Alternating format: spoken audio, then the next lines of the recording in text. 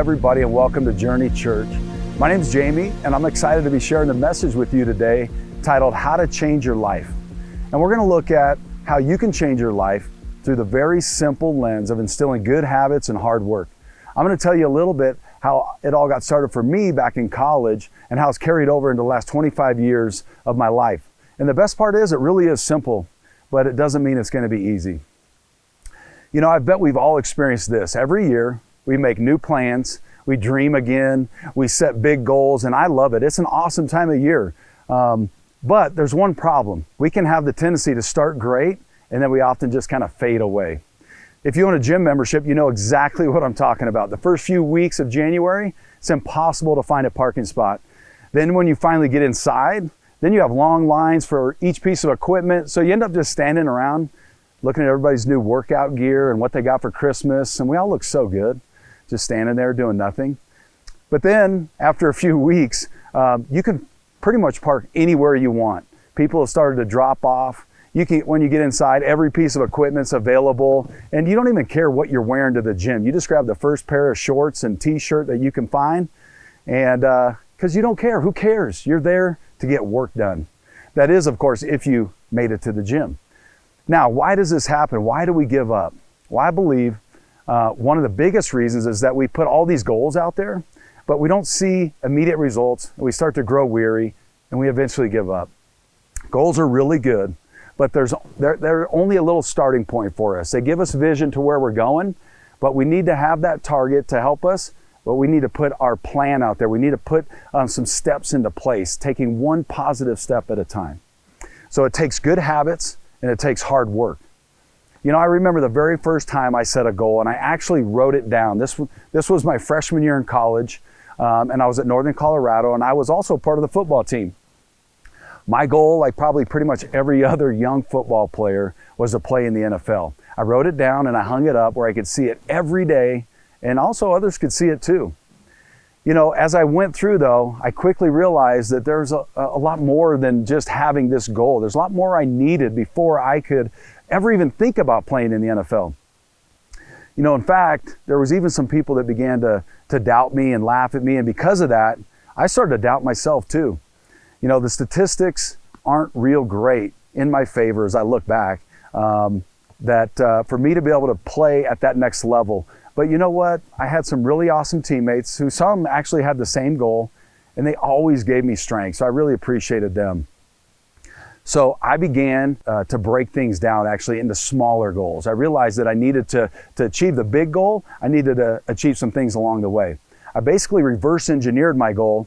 I saw that, hey, to get a chance in the NFL and be recognized by scouts, I had to first become recognized by my competition, which meant I probably need to be an All-American player. And to be an All-American, I had to first become All-Conference. And of course, to be All-Conference, I'd actually need to be a starter on my own team. And so to do that, I had to have great practices, I had to study a lot of game film, and I had to get stronger in the weight room. So I began to even break it down further from there. To have a great practice or workout, I really needed to be well rested. And to be well rested meant I needed to get to bed at a decent time. So let's say that decent time is 10 p.m. How many of you know that to gain something of value, you will have to let go of something else you currently value? It's going to cost you something. Getting a good night rest will cost you a nights out with friends or a late night on Netflix. And I know that way too many times, including myself, I thought that I could do it all. You know, I thought I could do both. And I just can't sustain it. There's a price to pay, and that's cool. You just have to figure out what is more valuable to you. You have to look out there into the future and decide, I'm not going to have tunnel vision, but I'm going to focus on the long term, not the immediate. So maybe the immediate for you is staying up late, or maybe it's going on that fun but expensive little trip that you had planned, or maybe it's buying that new car. You know, the summer before my freshman year going into college, I had worked the hardest physical job I'd ever had. You know, I was delivering thousands of heavy bundles of roofing shingles every day, putting in 75 to 80 hours a week. And I remember saving up a ton of money. For me, it was the most money I'd ever seen, $3,000. I remember I'd drive home after work, and I'd see this beautiful blue convertible 67 Chevy Camaro. It was for sale, and guess how much it was? It was $3,000. I had enough cash right in my pocket to go buy it right then and there. I even pulled over and looked at it on more than one occasion, and I was so tempted. I'll tell you guys, it was the sweetest car I'd ever seen. But I knew me and my family, we didn't have any money. And I was saving up every dollar I could to help pay for college and the things I needed as I went into college. And I knew that I had bigger and more important plans ahead. I was building good habits and I was working hard. So after my freshman season, I was awarded Scout Team Player of the Year. For those of you who don't know, Scout Team players, they don't play in the game. All they do is they help the starters and the backups prepare for the game. You're the other team, you're the opponent. And so they don't play. But at the end of the year, that was a big step for me. And the next year, I kept it up and I became a starter. The year after that, I earned all conference. And by my senior year, I had actually been named first team All-American. I was getting noticed by NFL scouts. And after performing really well on our pro day, I signed with the Tennessee Titans. It was a dream come true. I'm telling you, everything that I had hoped for. And so as I look back at achieving that big college goal, which was actually a 5-year long goal, by the way, it really boils down to this. For me to play in the NFL, I needed to go to bed at 10 o'clock. Now, of course, I didn't always go to bed at 10 o'clock in college, right?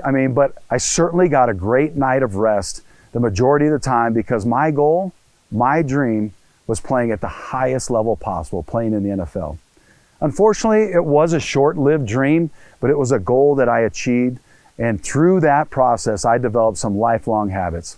So I share all of this in humility and thankfulness to my coaches and the many incredible teammates that I had at the time that I was playing alongside. They're some of my best friends to this day. But without taking one step at a time, I would not have ever accomplished any of that. I recently read a book titled Atomic Habits by James Clear. And in this book, he kind of talks about, how the changes we make at the smallest level, the atomic level, have the biggest impact over time. Habits compound and they build up, and making small improvements on a daily basis lead to significant difference in the long run. And one of my favorite quotes from this book, he says this, he says, "You do not rise to the level of your goals. You actually fall to the level of your systems." And as I reflect back, I was intuitively developing systems to help me succeed. And guess what? You all have these systems too, I promise you. Each of us has these, and they're perfectly designed to actually give you the results you're currently getting. Let me say that again. We all have systems, and they're perfectly designed to give us the results that we're currently getting. So, if you want to achieve something new, change your system.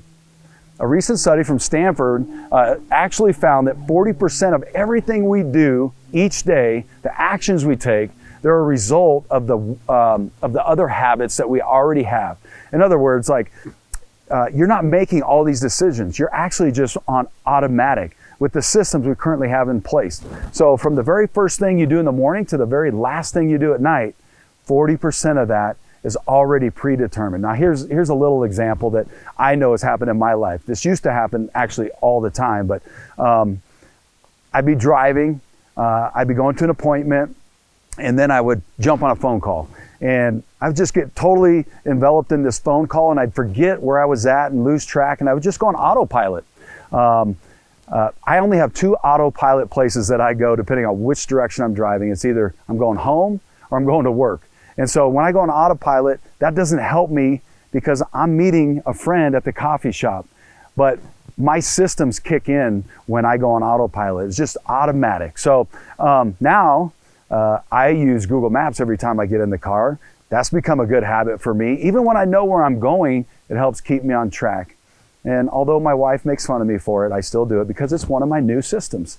And so good or bad, we already have these systems in place, right? We have these habits. Now we just need to reshape, redesign our habits to help us achieve the goals that we have. In the book, The Power of Habit, Charles DUHIGG actually calls these keystone habits. These are the specific routines and habits that lead us into a cascade of other things that help us or deliver us to where we're going. So for example, in my scenario, in my case, my keystone habit was actually going to bed at a decent time so that I could wake up fully rested. And when I was fully rested, then I had more energy and focus. And because I had more energy and focus, I was able to have better practices. And when I had better practices, I got noticed by my coaches. And then when I got noticed by my coaches, they trusted me to be in the lineup.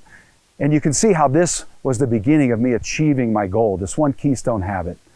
And then by repeating these day after day and month after month and year after year, the compound effect in my life was incredible.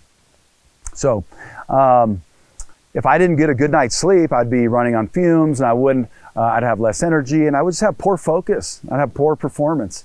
But if I kept this up in this direction, I would get way different results than I wanted, not the results that I was really shooting for. So I want to pause for a second, actually, and good habits and hard work, they're essential. Unfortunately, we all know this isn't everything, right? There's a lot of things that are out of our control, factors we can't determine. And if we could do everything right, we could still be in a situation where things don't always go as planned. And the bigger question for me is, where does God fit in all of this? For me, God changed my life. He changed everything. And it was about halfway through my college career, right in the middle of chasing my dreams. I gave my life to Jesus, and He became the Lord of my life. From that point, a lot of things began to change. They changed in my heart. The goals didn't change, but my purpose changed. The reason for doing everything I was doing started to change. And on a spiritual level, my soul changed. I went from being mostly about me to really slowly, and I mean slowly, becoming about God and becoming about His plan and understanding how He could use me to accomplish His will in my life. I had, for the first time in my life, I discovered the truth. I feel like, the Bible for me was something I could stand on. And I started a relationship with Jesus, and Jesus is the truth. He's the way. And verses like Jeremiah 29:11 became the words that I would cling to for strength. It reads like this: "For I know the plans I have for you, declares the Lord. Plans to prosper you and not to harm you. Plans to give you hope and a future." But these words were initially really challenging for me and hard for me to understand, because not everything was actually going good and prosperous in my life at this moment.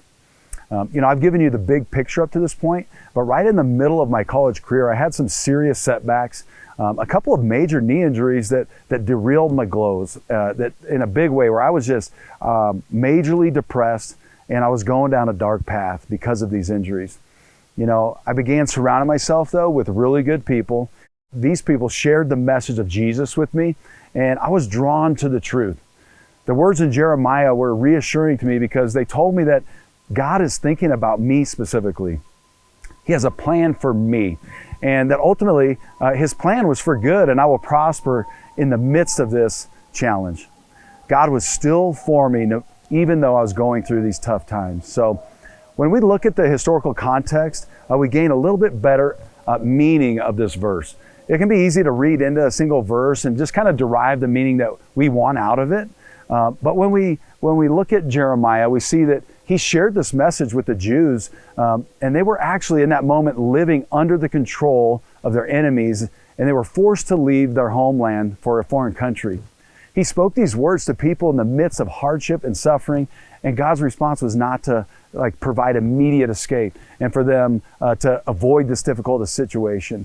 Rather, God promised in the midst of that He had a plan for them, plans to prosper them, and plans for their future in their current situation. We might be tempted to think that because things are not going the way that we planned, that God is not actually at work. In reality, it most likely means that God is doing something great in your life. He's preparing you, He's teaching you, and He's building you up. If we embrace these challenging moments, going through hard times and challenging situations, it will actually give us strength and perspective and wisdom. And most difficult times in our life, when I look back at them, these challenging situations, God was actually teaching me something that I could have never learned otherwise.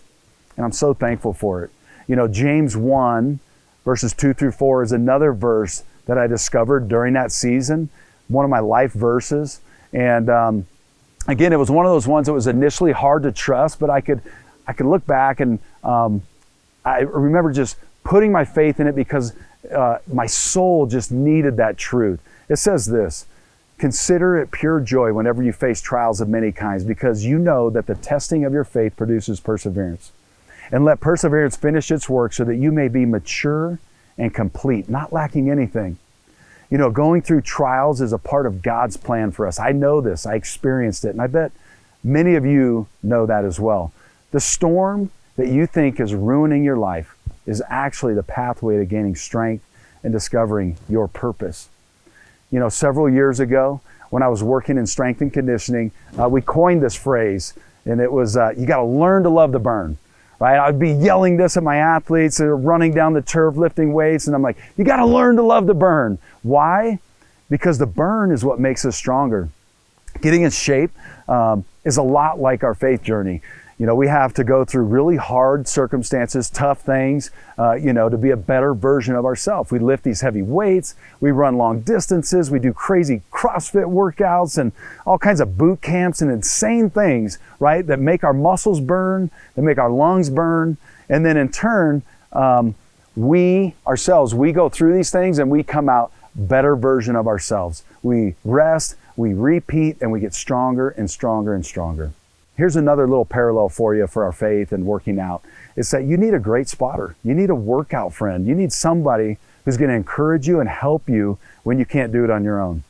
A good spotter is like a good friend, and they'll hold you accountable, and they'll also be there when you need help, when you're going through hard times. They'll give you a hand when you need it to help keep you moving forward. So there's no magic supplement, I promise you that. There's no pill for progress, right? If there was, there wouldn't be any health clubs, there wouldn't be any personal trainers, there would only be really long lines at the supplement store. Many of you are probably saying right now, hey, I want to change my life. I'm ready. First and foremost, let's start with knowing God and reading His Word. We have several pastors on our staff that would love to help you anytime if you'd like. What has also helped play a huge role in my life is what you've been hearing about. It's good habits and hard work. These lead to transformation. So now you just have to ask yourself, what's the one thing that I could do that will have the greatest impact? What's the keystone habit that I'm going to put into place that will help jumpstart my year and help me be a blessing to those around me too? Now, come on, everybody. I want you to really think about this. You know, it's possible that, the thing that scares you the most, maybe it's the thing that you don't want to do. That might be the very thing that you need to do, the very next step you need to take. It might be that you've been putting it off and you know it inside, and you're just trying to justify it thinking you can do it all. Whatever you do, just don't wait. Start now, take the very next step, and then the next step, and then the next step. It's just one small step at a time, one keystone habit that you put into place. This is what's going to change your life and help you live a life of purpose. And if you're not sure, I got a real good practical next step for you. All of us can take this step, and let's just get up and let's go to church. Let's surround ourselves with the right people and listen to what God is saying. And I just want to recognize, though, real quick, that I know that this can seem overwhelming. I know it sounds easy, just take one step, but it can be overwhelming. I've been there, and you look around and you see all these steps that you might need to take. It looks a mile high, to go and take one step, and you're looking at the very end. But let's just keep it in perspective. Let's not get intimidated. All right, let's just take it one step at a time. Focus on that next step, on that little keystone habit that's going to trigger all these other things. And who knows, you may even learn to love the burn, right? So if that's you and you're feeling overwhelmed, I've got a great news, because next week we're starting a new series here at the building and online called Simple. It's about the power of a prioritized life. It's going to be awesome. It's going to be really helpful. So when we feel stretched thin, feel overwhelmed, we have some great tools for us to help simplify our lives and to help prioritize the things that we need to do. But hey, before you go, can I just pray with you?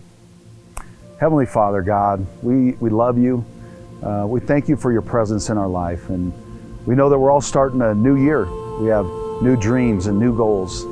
Lord, I just pray that you would help each of us take those steps with you, that you would help guide us and lead us as we pursue new opportunities and we build new habits into our life, God. Give us the strength and the courage for the endurance that we need to have a picture for the long haul and to keep you at the center of it all. We love you and we praise you. It's in Jesus' name, amen. Come back next week and we'll keep growing together.